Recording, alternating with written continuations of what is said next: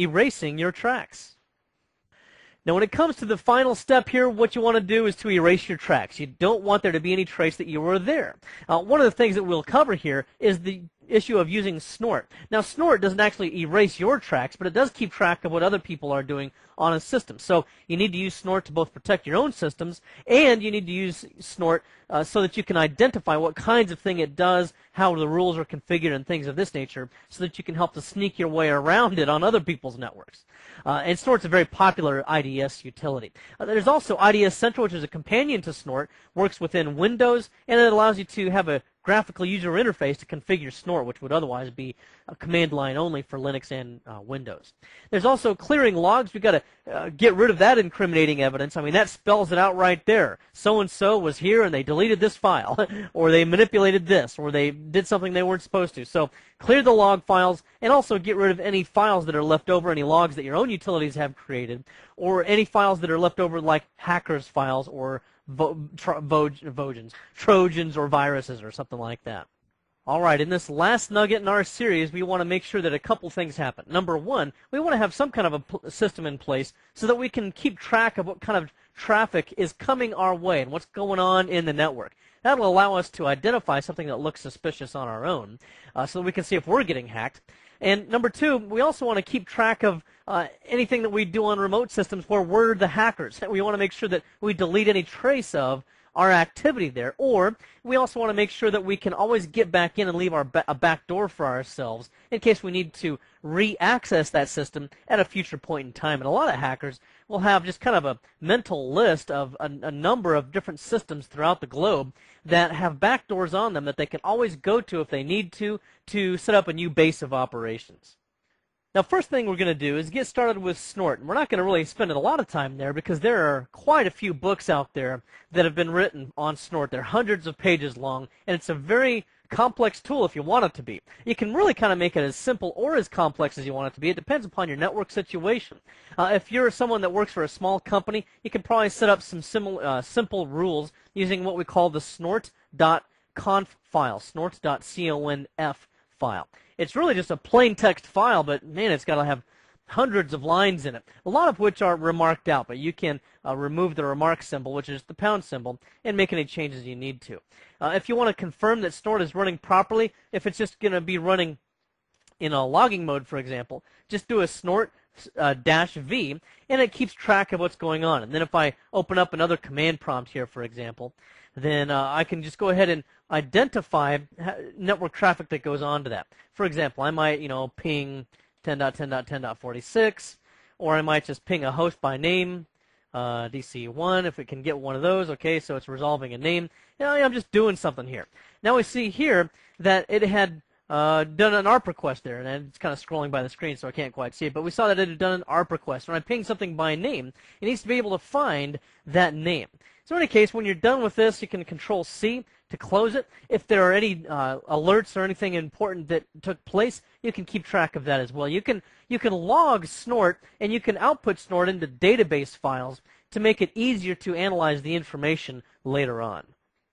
In any case, what you can use snort for is that type of thing, and you can set up certain rules for it as well so that it has the ability to send an alert to you if it sees port on, for example, 31337. This is a popular port that's often used by back orifice. That's the port that back orifice typically uses. Now, also for Windows hosts, I recommend that you download the snort version that works with Windows. Now, even though it's a Win32 program, it's still a command line program, even within Windows XP here, for example. However, there's an accompanying piece you can get with this called IDS Center 1.1 is the current version. And what this does is it's a very handy way of working with snort. I like this a lot because reading that snort.conf file can make you go blind after a while. One of the 2 or 3 things that can make you go blind, right? So anyway, what we can do with this is to identify the executable. That's very simple there. You can identify the process priority. You do have to have, by the way, and I didn't mention this before, you do have to have promiscuous network sniffer running, so WinPCAP or PCAP, because again, of course, it needs to identify the traffic going back and forth across the network. So you just configure the various options. There's, dozens, if not, a couple hundred different checkboxes and radio buttons and all that kind of thing to identify here, so I won't exhaust this, but you get the idea. Have to have a location for logging and your alerts. You also can configure your snort options here. This is where we actually are working with the snort.conf file. This is the file I mentioned earlier. Now, really, initially, nothing appears here, so you have to click on the little button over here and to find the snort.conf file, and then once you've done that, you can go down through here and identify different stuff. For example, one of the things that you'll often see in the documentation is that there's a variable for your home network. They want to know what your local subnet is, or your home network range is, and you can enter in multiple subnets here if you want to. And you can see that here I've just entered in my network. You can also identify external networks as any, and that would mean anything besides what I've typed in the line up above. And then you can identify that you want to look for anything that takes place on port 80. There's all different kinds of rules down through here. These are mostly explanatory comments, and they're very good. They're very, it's very easy to read, and they give you pretty much all the information that you're going to need to have. But you can also go down here to the wizards, and you can enter in various network variables here. For example, this is really just picking information out of that conf log, that snort.conf log, and we can go in here, we can delete or edit these variables to set up certain kinds of rules to flag certain kinds of traffic. Now, Snort, one of the things that's really good about Snort is that it's free. It's been just compiled by a few different guys that have really done a good job of updating it, and there's also a Snort community that does a good job of keeping people up to date on what's going on with Snort as well, and that continues to write new rules for it to keep track of whatever the latest worm or virus and all that kind of stuff is. Now, when it comes to covering your tracks, you want to make sure that after you've done the dirty deeds that you're going to do on a computer, that nobody can identify that you were there. Or even if they can identify some little fragments of information, that it doesn't get really traced back directly to you. Now, how do we do that? Well, this is where certified ethical hackers and black hat hackers have a little bit of a difference in the way we operate. You see, we have to have a contract to be able to hack into a computer legally. However, that's our get out of jail free card. However, a black hat will compromise 3, 5, 10 machines in any part of the globe perhaps, and they'll launch their attacks from those machines. Now, obviously, as a certified ethical hacker, I don't have permission to hack on those machines. Those could be machines at EDUs or people's home PCs or something like that. So that's outside of the scope of my contract. So we don't really have a direct one-to-one correlation in where we hack there. So that's one thing to keep in mind. But a hacker would then keep those machines open. He'd probably put some kind of a backdoor in there, some kind of a rootkit that he or she can continue to use at any time that they feel necessary, and to launch their attacks from there. In our situation, however, we need to do something else, and that is to clear the logs. Now, if you're in Windows, if you just right-click on my computer here, and this is true of all current versions of Windows, then if you right-click on it and choose Manage, then you'll see that there's an option here for the event viewer, or something in the console for event viewer, and there's a security log where it identifies a number of different things. It might identify, a brute force attack, for example, against a password would give you a failure audit, like these little closed lock items here. This would be, for example, where someone might have entered in the incorrect password over and over and over again. Well, that would have filled up this event log. So that's one thing to look for. Then if there's 12 different attempts, failed attempts, and there's a successful attempt against the administrator account, that might look suspicious because it looks like, oh, somebody was using some kind of a password cracker against us and they finally got the password.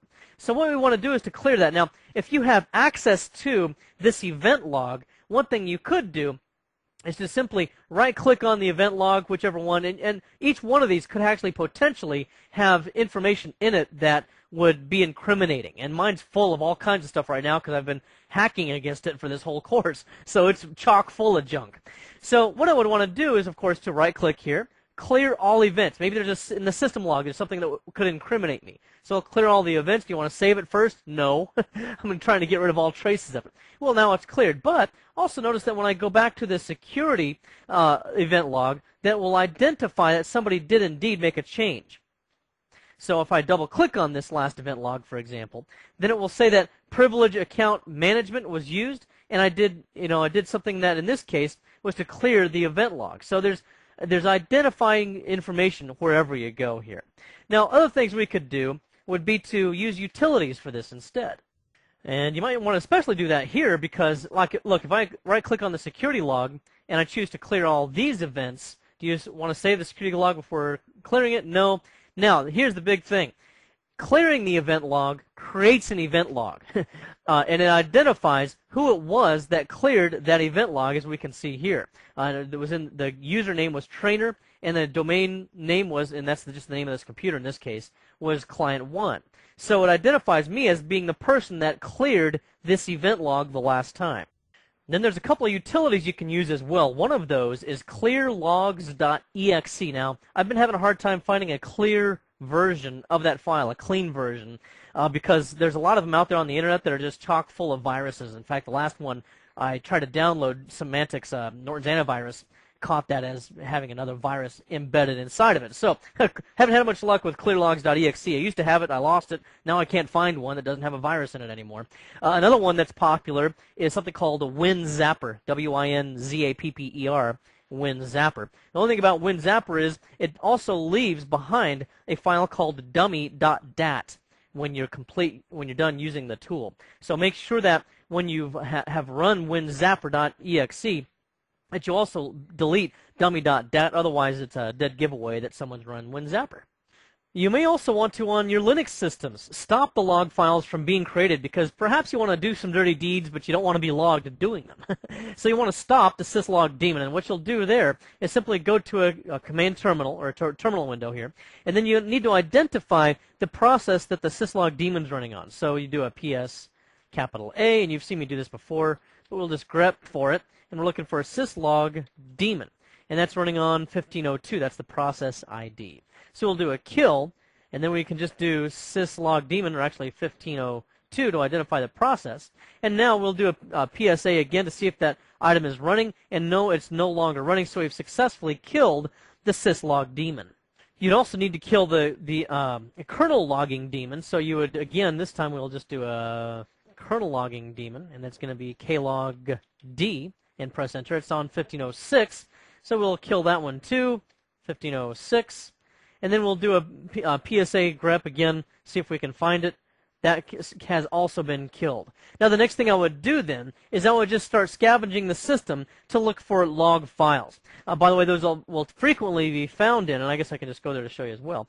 It will frequently be found in var log, and if we ls that, there's a whole bunch of log files right there, and I would just want to start going through and selectively deleting the ones that might incriminate me.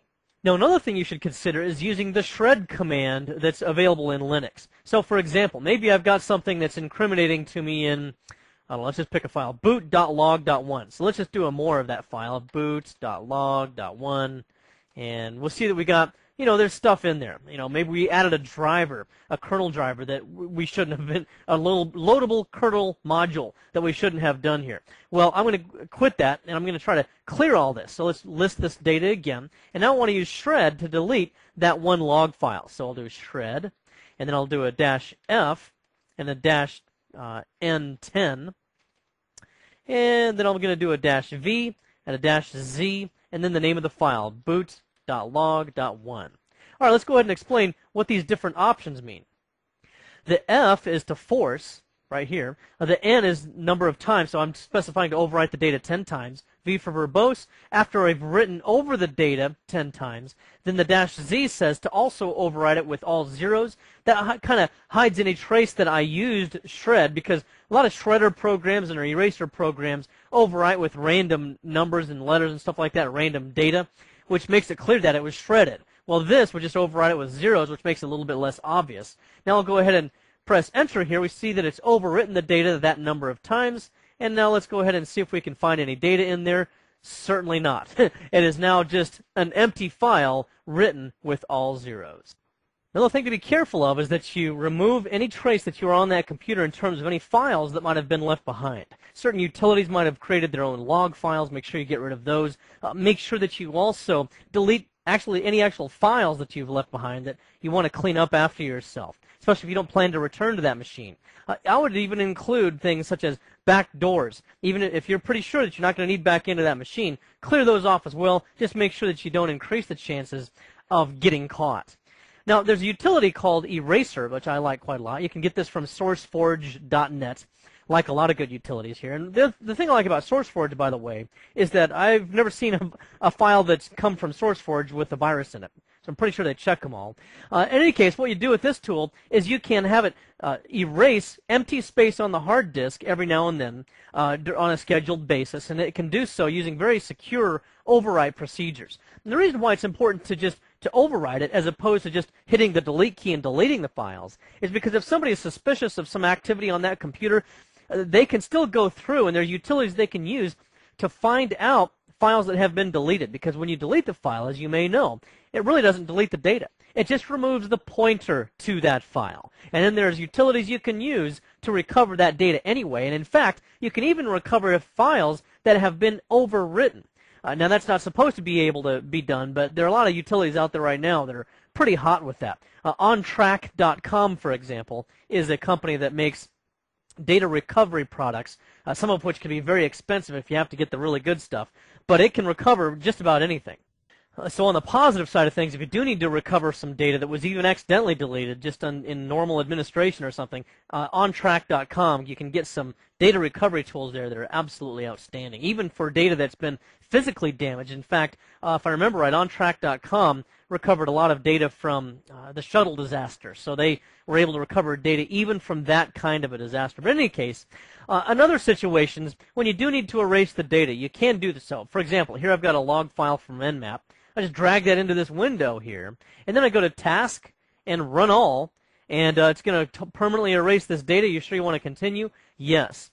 Now, can I guarantee that this could not be recovered by OnTrack's data recovery utility? I don't know if it could or not, quite honestly. But this would severely limit the ability to recover, and then someone might have to get some expensive tools in order to be able to recover that data. Now, other things to keep in mind here is if you go to the preferences, if you go to erasing, this identifies which way you want to erase that data. These are all just different methods with different advantages or disadvantages. They might say this one, well, that one's only going to make one pass against the data, so that must not be very good. Yeah, but it erases, it erases by overriding it with pseudo-random data. And there's also some United States Department of Defense methods that are in use as well. So really good information there. Cluster tip area is important because in order to reconstruct a file, the cluster tip is kind of the starting point, and that's what allows you to chain the file from one place to the next. So keep that in mind. And also alternate data streams, which we've talked about before, using NTFS file systems. And then there's unused disk space. You can also erase unused disk space, as I mentioned before, and you can schedule that for specific drives, whichever drives you want to do that with.